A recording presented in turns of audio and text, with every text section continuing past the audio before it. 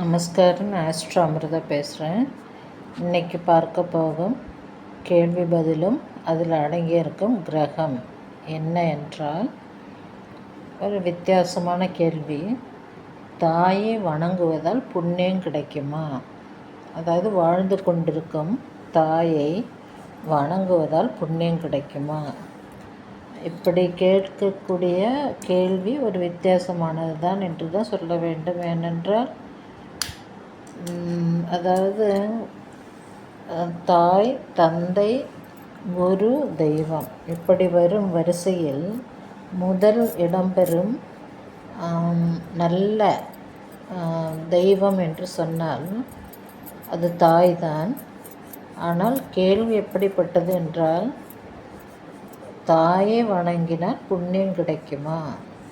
அப்போது நமக்கு ஏதாவது நன்மையோ லாபமோ கிடைத்தால்தான் நாம் தாய் தந்தையாரையும் குருவையும் தெய்வத்தையும் வணங்குவோம் என்ற அடிப்படையில் தான் இந்த கேள்வி அமைந்திருக்கிறது. இருப்பினும் இத்தகைய கேள்வியெல்லாம் கேட்கும்போது தான் ஏன், என்ன, எவ்வாறு என்றெல்லாம் கேள்வி வரும்பொழுது தான் நமக்கு தெரியாத பல நல்ல உண்மையான பதில்கள் கிடைக்கும். எனவே இந்த கேள்விக்கான பதிலையும் நாம் பார்க்கலாம். அதற்கு முன் இந்த கேள்வியில் அடங்கியிருக்கும் கிரகத்தை பார்க்கலாம். கேள்வி என்ன என்பதை மீண்டும் ஒருமுறை சொல்கிறேன். தாயை வணங்குவதால் புண்ணியம் கிடைக்குமா? தாய் என்றால் சந்திரனை குறிக்கும். வணங்குவதால் புண்ணியம் கிடைக்குமா? புண்ணியம் என்றாலே நல்ல நல்ல ஒரு அனுபவம், நன்மைகள், நன்மைக்கும் நல்ல அனுபவத்திற்கும் காரண கிரகம் என்றாலே அது குருதான். எனவே வணங்குவதால், தாயை வணங்குவதால் புண்ணியம் கிடைக்குமா என்றால், வணங்குவதும் புண்ணியமும் இந்த சொல்லில் உள்ள கிரகம் குரு கிரகம். எனவே இந்த கேள்வியில் அடங்கியிருக்கும் கிரகங்கள் இரண்டு. ஒன்று சந்திர கிரகம், இரண்டாவது குரு கிரகம். இதன் அடிப்படையில் இந்த கேள்விக்கான பதிலை பார்த்தோம் என்றால், அதாவது தாயை நாம் வணங்குவதற்கே புண்ணியம் செய்திருக்க வேண்டும். இதுதான் முதலில் சொல்லப்பட வேண்டிய உண்மை. மேலும் அதாவது தாயை போல் ஒரு நல்ல தெய்வம் என்பது இந்த உலகிலேயே கிடையாது. தாய்க்கு பின் தான், அதாவது தாய், தந்தை, குரு, தெய்வம் என்று வரும் வரிசையில் தாய்தான் முதல் தெய்வமாக இருக்கிறார்.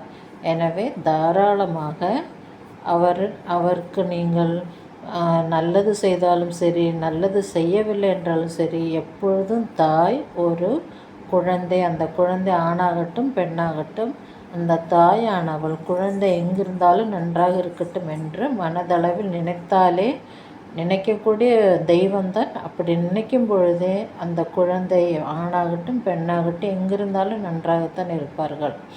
ஆனாலும் இந்த கேள்வியின் கருத்துப்படி பார்த்தால், புண்ணியம் கிடைத்தால்தான் தாயை வணங்க வேண்டும் என்று சொல்லுவது போல் இருந்தாலும், தாயை வணங்கவும் வேண்டாம், காலில் விழுந்து அவர்களிடம் ஆசையும் பெற வேண்டும் என்ற அவசியமில்லை.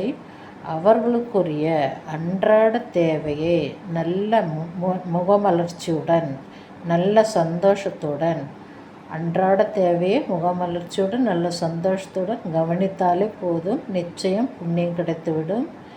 இது கல்யாணம் செய்து கணவன் வீட்டிற்கு போகும் பெண்ணிற்கும் பொருந்தும். தாயை, அதாவது மாமியாரை தாயாக கருதி, மாமியாரை மாமியாராக கருதாமல் தாயாக கருதி அவர்கள் மனம் குளிரும்படியான எந்த நல்ல செய்யும் பொழுதும் நிச்சயம் தாயை வணங்கிய புண்ணியம் கிடைத்தே தீரும். எனவே மாமியாராகட்டும் தாயாகட்டும் அவர்களை நீங்கள் தினமும் வணங்க வேண்டும் என்ற அவசியம் இல்லை, அவர்களிடம் ஆசி பெற வேண்டும் என்ற அவசியம் இல்லை. ஆனால் தினமும் அவர்களுடைய தேவையை நல்ல விதத்தில் பூர்த்தி செய்வீர்களே ஆனால் நிச்சயம் ஆண் குழந்தையும் சரி, பெண் குழந்தையும் சரி, மருமகனாக இருந்தாலும் சரி, மருமகளாக இருந்தாலும் சரி, நன்றாகத்தான் இருப்பீர்கள். எனவே புண்ணியம் கிடைக்கும் என்பது அறுதியுற்றே சொல்லலாம். எனவே தாயை வணங்கினால் நிச்சயம் புண்ணியம் கிடைக்கும்.